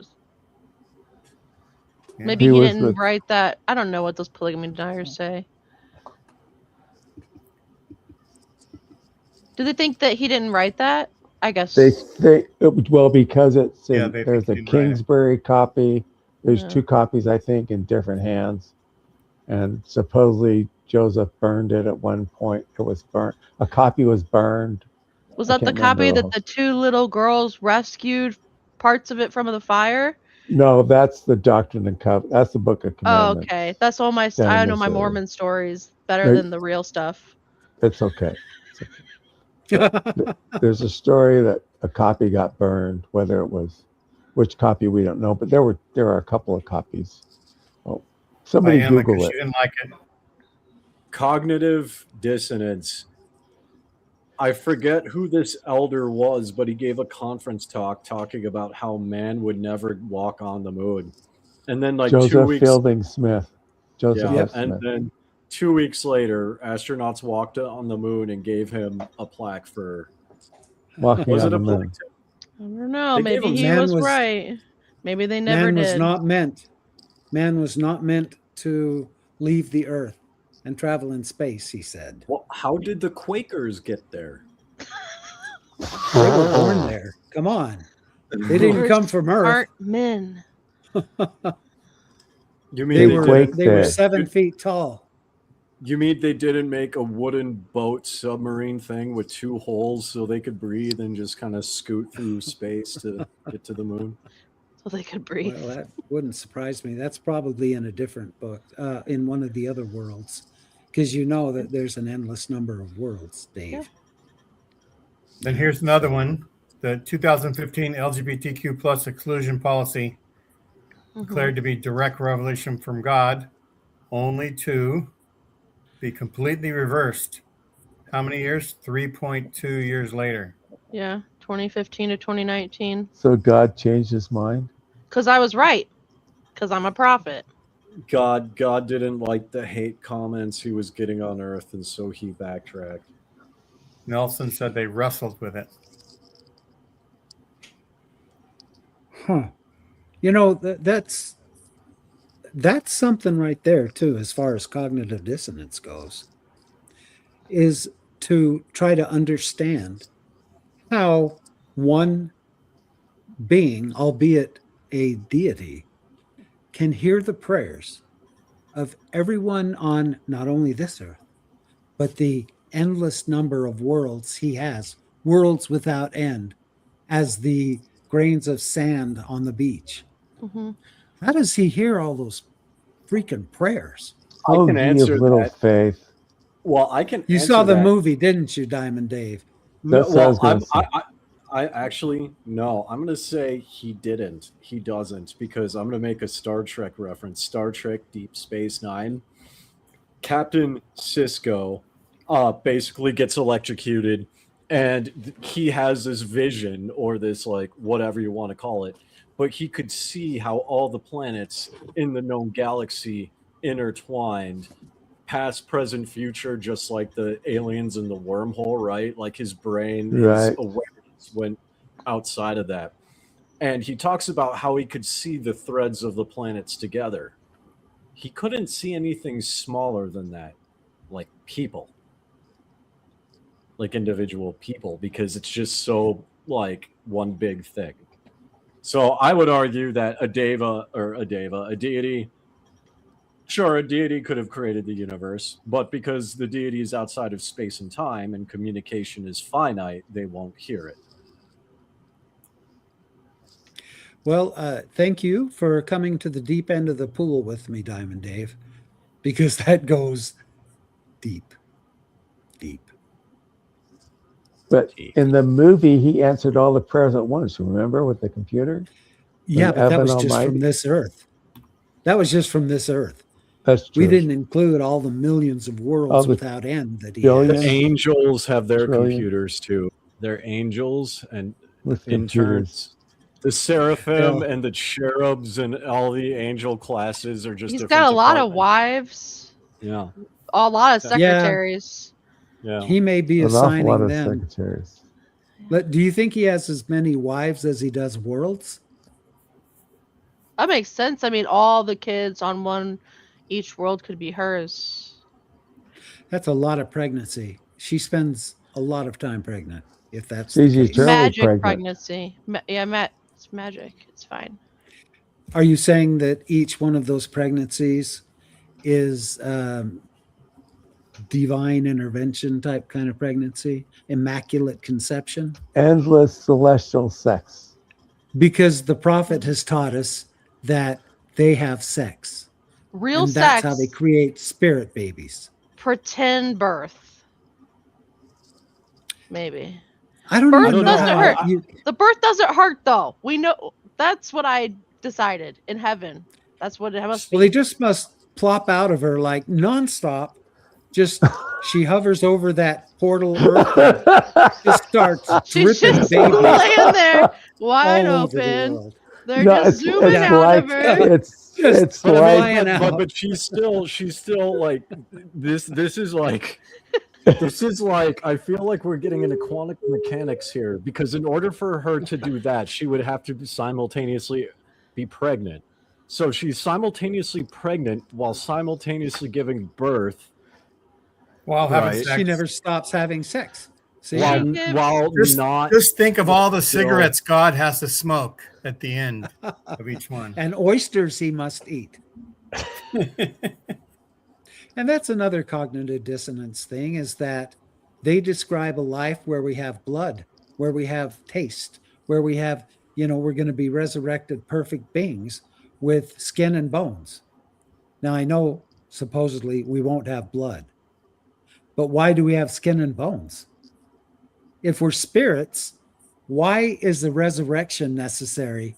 Because the minute you get skin and bones, you're going to drop out of the heavens and come flying back down to earth and splat. Because you can't defy gravity like that. Randy, We you're being float too down literal. We're on a different planet, right? I don't know. Yeah, it depends Well, on what planet yeah. you're on. You get Because, a I mean, planet. The If planet you're a you're full of man- has reverse gravity, Randy.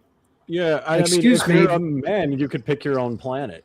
I'm sorry, I The picked The on that planet I'm planet. going to be on is this planet right here, Oh, which yeah, is you're right. getting turned into the telestial Paradise. kingdom. Celestialized Celestial. glory. Aim bigger. Outer darkness. All the way. Paradisical Yeah. glory. I want to get my own planet and declare war on Jacob Hansen's planet. And just watch. I'm going to do what God did with Job God did with Satan in the book of Job, right? I'm literally going to cut a deal with Jacob Hansen and just be like, all right, here's what we're going to do. Your planet can fight my planet, and we just watch. And watch as they kill themselves and kill each other and make little ships and declare war on other people. Little ships. Oh. Well, I think that's a good idea. I've always held the opinion that we've each, in the pre-existence, we all got to create one animal. And I'm sorry, but I lay claim to the Black Panther. Y'all can have whatever animal you think you created. I created the Black Panther. Which moron created the blobfish? Right? Someone who was... Who did Randy, that? your idea gives me an idea for Jacob Tuesdays Hansen. with Tim. We'll do a show where what we would do when we create our own planet. Yeah, create our own worlds. What would it be like? Yeah. Well, there you go. And that'll be a good thumbnail to work on. That'll be fun. Yeah. So another cognitive dissonance is where when you learn, you're taught that the church has an unpaid lay clergy, and then you finally hear that the top guys make bank, right? But Right. the cognitive dissonance person says, yeah, but they would make way more money than that if they were a CEO of McDonald's or some other corporation that's just like the church. So the church is actually underpaying the Q15, and that's their sacrifice. They would make more money in the private sector. So that's the cognitive dissonance, how you play with that. Gotcha. Tim, can you put your hand up and click the button just under me to take me off camera for a sec? There's a button just at the bottom of my cubicle here. If you put your hand up, Tim, your right hand. If you just put, nope, other hand. There you go. Just lift it up further. Nope, other hand. Other hand. No, other hand. There you go. Way Lift it high, up way further. high. High, high. Arms square. You got it. Thank you. Turn them off. So I'll read this one. A major source of cognitive dissonance arises when members who sacrifice essential household funds for tithing under the banner of uncompromised financial honesty discover that the church leaders spent decades using dummy shell companies to hide multi-billion-dollar investment fund money. They didn't do that. People are aren't perfect, obviously. That's the cognitive dissonance part. The Lord wanted them to. Lying for the Lord is perfectly fine. Of course. That's right. I think it would be good to do Tuesdays with Tim sometime on when is it okay to lie? Because we all know that there are times where it's not only okay, but highly suggested. Like, Randy, you look great in your glasses tonight. Well, that hurts my feelings, James. You assume he was lying. How about the clear look?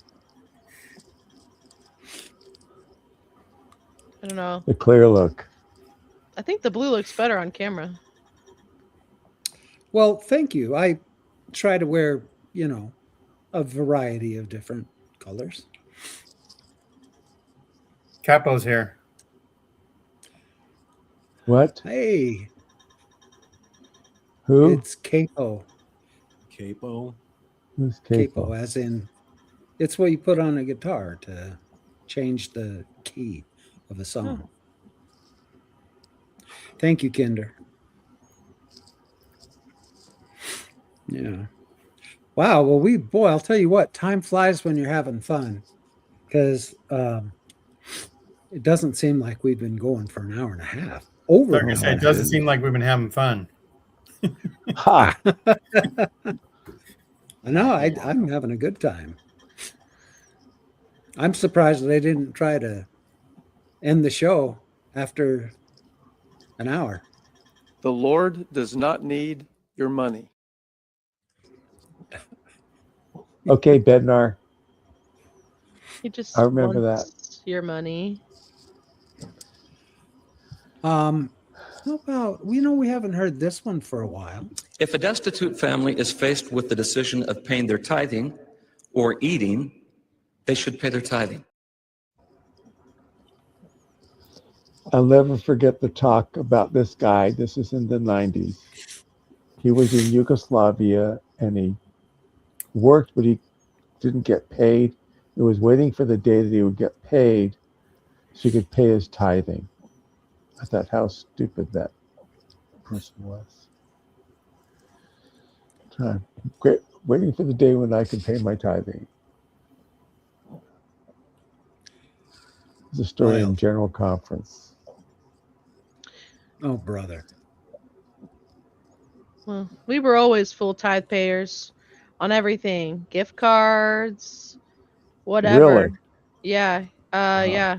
My mom's not Mormon. She would try to find ways of giving certain gift cards to me that I wouldn't pay tithing on, or like Really? yeah, any increase. Yeah, so there were times we were shaking our couch out for money and we were still paying tithing first. That was our first Of course. paycheck. Yeah. Pay the Lord before you eat. We took the financial program or whatever to try to get some help or whatever, and that's the number one first thing on your budget, tithing. Right. Hey, Kendall, welcome. Glad to see Hello. you. Do you have Can you hear me? Do you have any Kendall? Do you have any Kendall. announcements for us? Yes, I'm engaged. Congratulations. That's awesome. Yes, and she, Congratulations. unlike all my previous girlfriends, has fully left the church. She does not pay tithing this fun.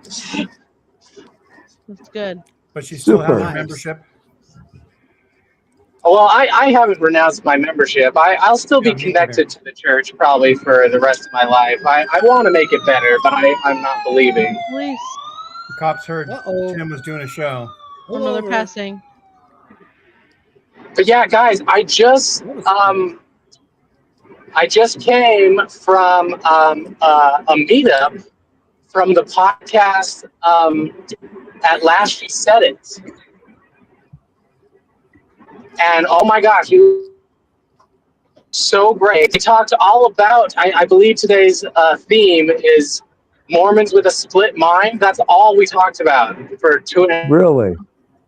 There were so many examples of like people that don't feel good in the church, but they still attend, or they can't tell their spouses or whatever. Like, oh my gosh, it was full of it. That's exactly what the show's about tonight. Something in the air. Cognitive dissonance. Now, it's been a week, so I'm a prophet. It was my idea a week ago. Yeah, that's all that we talked about. And like one person in my table, we had a lot of discussions on our table, talked about like why we don't like be our authentic selves around people, like why we have to still kind of pretend a lot of church things. And like you know all the answers of like, oh, they can't handle it, they treat you as a other, they treat you as like an enemy, or you have a virus. Like we know all that, but one person said something that was just totally different that I gotta share. They said if they knew my true self, they wouldn't treat me like a person, they would treat me like a doll that used to be in the spot that the doll occupies in the family. Like they would just, you know that how Mormons are like superficial nice? Yes. Yeah. It would transform me from a person with like emotions and feelings and ideas that they care to know into like just a placeholder of someone else that I forget how they said it, but you kind of get what I'm saying of like, you're not a real person, you're a doll. You're saying that you become a pariah in your own family. Yeah, but it's not like some of them. I mean, some do overtly like disown you and antagonize you, but a lot of families, they kind of just like treat you like you're there. You don't count, but like you're still there. And they say superficial things. Oh my gosh, this was such a good part of the conversation of like, you know, they're still nice to you and they give you compliments, but the compliments change such that like one of the things that my family says to me is like, oh, Kendall, you're smart. But like they never give any examples or like, you know, say what it was that was smart. They just kind of are superficial in general and never care to go into any depth because, you know, now I'm other and it's not safe. Kendall has reached the other. Kendall, the proof is in the pudding. That's all I got to say. You're a good man. They'll see your example and, you know, they can't dislike you for your personal revelation that you're having yourself. You know, people. Well, that's what my people are first really- therapist said. They said, you know, distance yourself. If they're mistreating you, like the ones that love you will come and find you. But I have separated myself and no one has come looking for me. That's right. They won't, because they don't want to know what you know. That's why No, call it they the have ward no family, 'cause the ward does interest. the same thing as a family does if you leave the church. Yeah. You know, I've Totally. learned, Kendall, you can That's what only tell Trevor- someone anything about the Exmo community if they ask. Otherwise, you're shoveling shit against the tide. Trevor It's has an coming right example, back at you. Kendall. He says what they're not saying is that you're smart. You're smart enough to leave the church. They don't say that part. No, honestly, most of the time when it happens, what they're saying is, I don't care to hear and understand what you said, but it sounded smart to me, even though I didn't understand it. That's what I really think they're saying. Yeah. But that's the part that hurts, is they don't really care to sit there and listen and ask me a follow-up question or like, you know, what am I learning about if it has anything to do with other than church-approved things that we think and are allowed to go into, you know, like Kendall, if How you to Win wanted to be Friends and smart, Influence People is like an approved book. We can talk about that. But like anything that goes to the edges of Mormonism that isn't church approved, you can't talk about it. they're saying, if I wanted to be smart, I wouldn't be Mormon.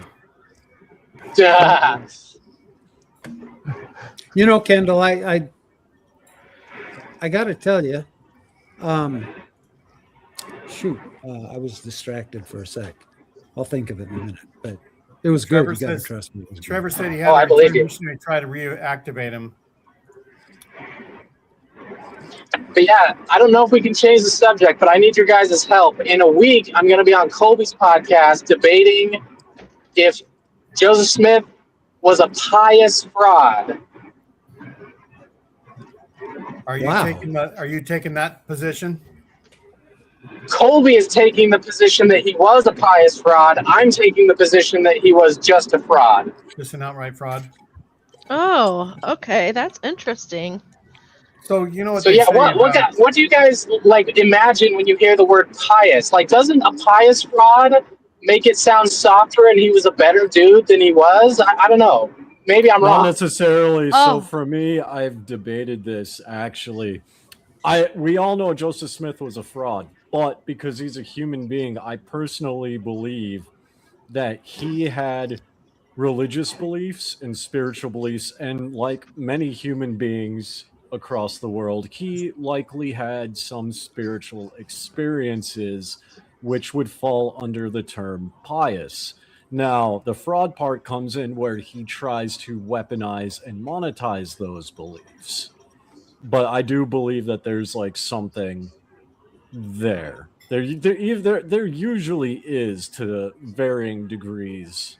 Okay, yeah, if you define it that way, I think I would lose the debate, because you're kind of using it as whatever bad he did, it is related to religion, it was motivated by religion, but that's not what I'm going to argue. I'm going to argue, no, pious has a certain standard. Pious is someone who is self-sacrificing, who is humble, who cares about others, and would never, ever do something at the expense or harm of another person. And I just see way too many examples where Joseph Smith, the type of frauds that he did, would harm people, and he didn't feel bad. There was no remorse, and he perpetuated it without the guilt that a pious person would feel. Sounds like this is going to be a semantic debate then, because your definition, as well as what I've demonstrated, both are valid contexts for the word pious. Both of them apply. Yeah. So you that's fair. So you think that Joseph Smith showed a deep reverence and respect for God or religion, and earnestly fulfilled his religious obligations. Is that what you're saying? Diamond. No. So there's multiple contexts. And This is their definition of pious: having or showing a deep reverent respect for God or religion and earnestly fulfilling religious obligations. Yeah, that's the top definition. That's why I don't like the term, because you can say, oh, a pious person can be corrupt or whatever, but that's not the first definition. That's not what you first think when you hear the term. Right, and so here's what I do would you think? Wait, what do you think when you hear the term? What I think is someone like exactly what the definition says. They You're breaking up. Roboto. So when Kendall comes back out of the off the mountain that he's driving on, Abyss. I mean, when you look at the definition, like, there's other definitions, but he still has to technically believe in what he's proclaiming. In my opinion, like, maybe there is a difference. You're pious if you actually believe it. Was David Koresh a pious fraud? yeah, and think about Jim it. How Jones many a pious fraud? How many times have you heard the news whenever they're interviewing the neighbor of somebody that's committed a heinous crime or some other thing, and the neighbor says, they were such a nice person? Well, my ex-husband was a really nice person. You can I use mean, that, Jim Jones say, legitimately believed it. He shouldn't went matter. insane because of it. He was like so wrapped up in his own hubris and his own belief that, like, he was who he believed to be. Yeah. He just went insane. Maybe he was pious, but I don't know. I get the impression Joseph Smith was a fraud all through and through, but you never know. Maybe I think he kind of caught on to it at some point. Maybe he felt something and thought it was God, but I think he knew what he was doing was wrong. I think he knew he was tricking people, especially when he was taking all their money. Yeah, that's what I'm going to argue. I think you can find examples where some of his perpetuated frauds absolutely had at least some element of good intentions. Sure, I concede that point.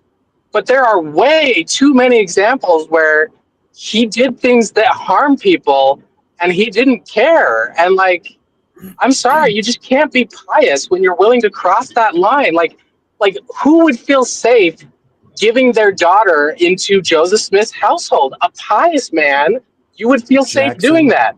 But Joseph Smith, you would not. Pious Robert So predator. you're on the team, Kendall, that is he was not pious, Right. right? Yeah. Correct. I think That Tim is my thought position, you were yeah. going for pious, but you're going for not pious, which I totally concur. Yeah, Yes. Kendall, I would get a whole bunch of pious things. No, like I will pious argue predator. against Colby that he was just a fraud, and if you add pious fraud, you're kind of putting on kid gloves and being like, oh, Joseph Smith wasn't that bad, and he sincerely believed all that he did, and like he was, Well, you know, I mean, you could also a sympathetic you could also make character. the claim. You could also make the claim it actually makes it worse. Okay, so Well, he was KD, a or let me see. Hallie is asking, why does it matter how we define the man? Good question, Because Colby has to have a show. Hallie. Yeah. I understand that, but why does it matter?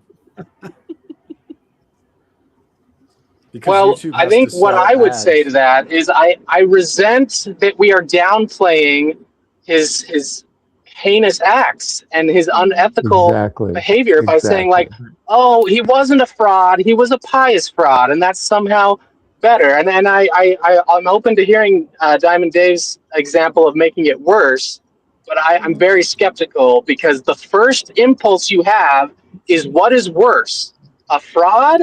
That man is a fraud. That man is a pious fraud. I mean, one is softer and more allowing and apologetic than the other. That's my position. I think I'd Yeah, make a good my pious. position. My I position think is a it good makes pious it. murderer. Well, I mean, Kendall.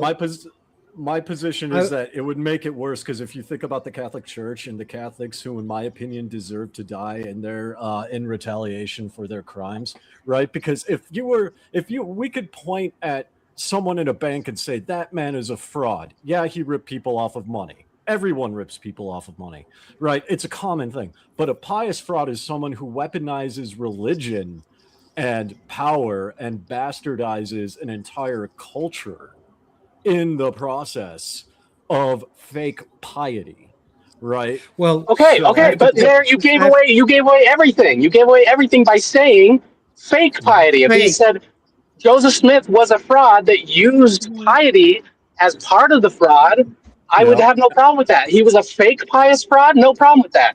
But if you call someone pious, you have to go by Tim's first definition, and Joseph Smith does not match that definition. Not at I mean, all. if you want to go with that actor.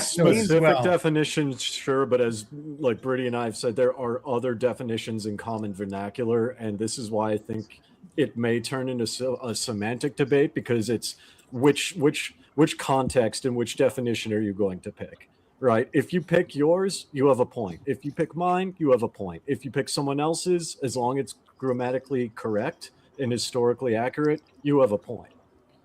Maybe Right, you have to but I change just what the resent- definition. Maybe you have to define pious before you start the argument.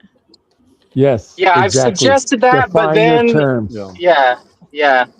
But then Which is what- it seems like it would go away because if you do define it the way Dave does, I wouldn't have much to argue. I would be like, no, there's a good amount of evidence that at times, not all the time, but that he probably acted out of some good motivation and sincerity. Like I don't think I can disprove that. But if you look at the whole of his life and you're asking the question, what is the best descriptor of Joseph Smith?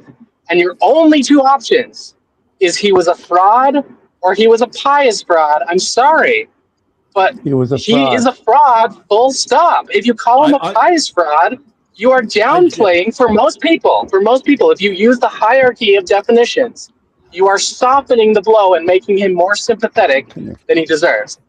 So, this is, I do agree pious should be defined. I honestly think the debate needs to be reframed because something that just occurred to me too is like what kind of fraud did Joseph Smith engage in?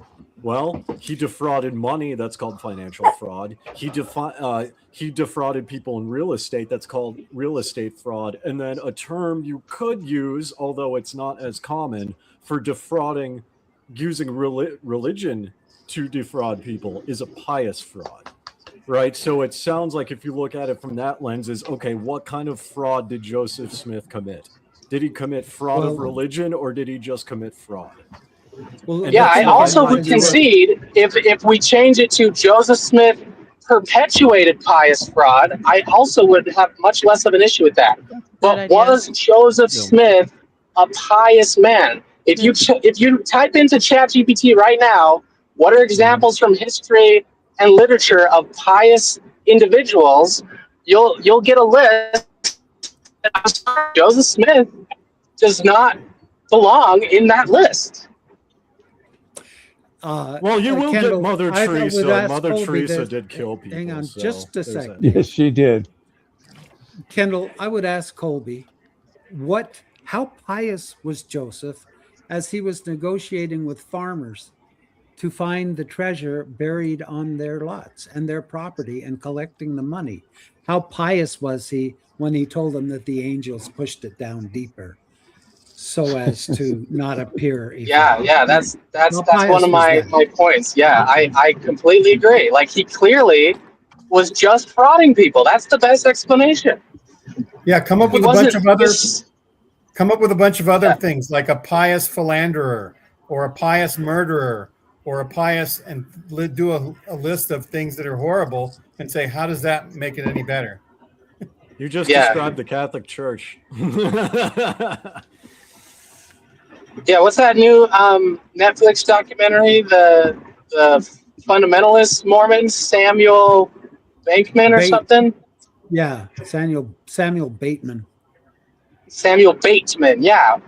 So he was a pious fraud? Right.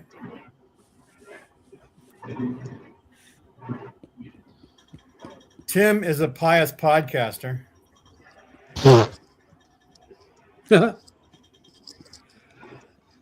Really? But I always looked at pious as being a negative comment as I was growing up. Yes, When- exactly.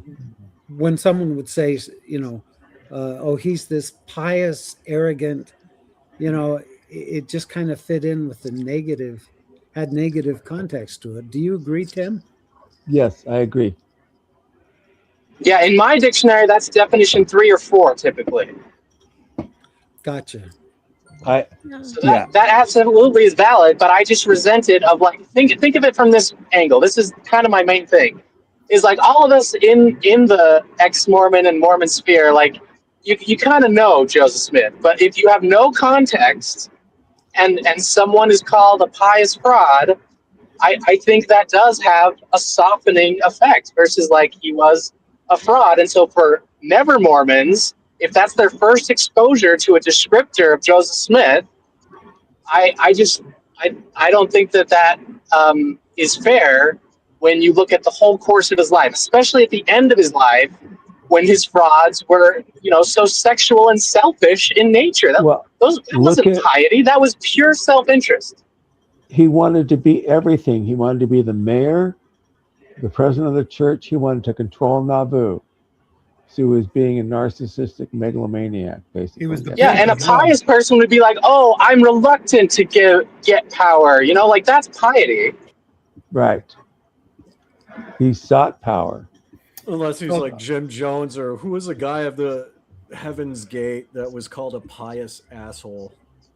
I forget the name, but Heaven's Gate, that was Doe. okay, yeah. Applewhite. I think people said that about David what's his name? Koresh too. Koresh. James Applewhite.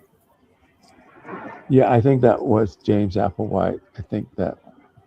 Well, yeah, talking with Diamond Dave gives me an idea. This is going to be my debate tactic. I'm going to have Joseph Smith be a video game character, and we're going to give him points for the times where, like, I really was moved by Ganesh and Colby's recent podcast, where when he was, publishing the Book of Mormon, like a lot of things that went in there, like, oh, the Catholic Church is the whore of the earth.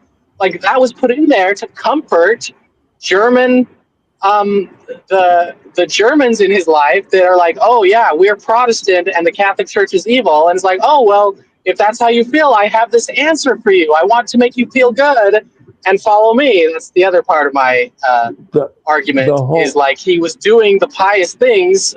Maybe you can call it pious, but even his pious things, you could just as easily say he was doing those things to get more followers. Everything he was doing was reconciliation within his own family and elsewhere, but more with his own family, with his uncle, can't remember his name, the one that was that atheist. Anyway, he was trying to bring his family together, the one that was universalist and this and that. And that's the strongest argument. I do think if that's his motivation to write the Book of Mormon, I would concede that is a pious act. What do you guys think about that? I told the cop I was a pious speeder and didn't get out of the ticket. Yeah. I don't know. Did There's Joseph a lot of weird Smith write- stuff involved. Did Joseph Go write ahead. the Book of Mormon because he wanted to sell the novel? Well, look at the Gold Bible Company, which was around in the 18 teens. We don't have that much information on it, but there was a group of people trying to start a company called the Gold Bible Company. Okay, let's everybody give Brittany the floor. Yes. Oh, I don't know. There's just so much that goes into it. There's so much more than him just writing the Book of Mormon. I think the whole thing just sounds like lies that became bigger lies that became bigger lies, and then he figured out, hey, like I could really like come up with some weird stuff and con some people with this. And then he also got a wife out of the deal. I'm not really sure how that's involved, but I mean, he kind of like 36 snuck wives. away with her. Not yeah, but like at the beginning of it though, it makes me wonder if there was some reason he had to get married to get the golden plates or some, it just makes me wonder how she was tricked in all this as well, using women all along the way, using people all along the way. None of that is good. Well, the angel told him that the spirit told him that he should bring his brother. And then when he died, he was supposed to look into a mirror or something, and he saw Emma. So his next thing was to bring Emma, if I remember right. So there's that. Yeah, he was a complex character, and like I still would concede today that like he in his time was an innovator. He was progressive. Yes. He gave a lot of more liberal and compassionate theological answers compared to other Christian sects of his day. Like I concede all of that, but he himself, a pious man, like I don't see that. Yeah, I just don't think he's a pious man. Like he definitely, kind of like what Brittany was saying, like I kind of view him as like he was a con man, he was a fraud, he used religion, sure, but he's kind of surprised by his own success and he just kept on going with it. Wow, well, Laura asked, was it, did he buy what he was selling? No. Yeah, well, because he not. knew he had to keep parts of it secret. He kept having to change it. He knew. I think we've had some great discussion on cognitive dissonance, and we've got this is over great. 2 hours. So it's time Okay, to yeah, end the to show. bring it back. Oh, sorry. I was going to say one more thing about cognitive dissonance. I think Let me just finish that this we and then I'll invent give terms you like the that. floor. Okay, go ahead. We'll have Gene put the link in the comments so that if you'd like to come on for the after show, we'd love to have you. Yes. And anyway, go ahead, Kendall. Say what you were going to say. Oh, to bring it back to cognitive dissonance, I myself would use the term pious fraud in a context. For example, like if I was talking to a true believer, like I wouldn't out call him a fraud, even though I think that's completely appropriate and the best descriptor. Like I need a way to still keep the dialogue going with someone who disagrees with me. It's a useful term, but I don't think Joseph Smith was a pious man. I think he was a narcissist and very egotistical and selfish, and the opposite of the first definition of piety. Like if you go down to the fake bad one, sure. Yep. So, But it's a thanks, useful everybody, for term watching. Thanks, everybody, because for watching. true believers can't handle the truth. We'll still continue this talk. We got everything listed. So thanks, everyone, for watching. Come to the after show. And we'll Come to see the everybody. after show.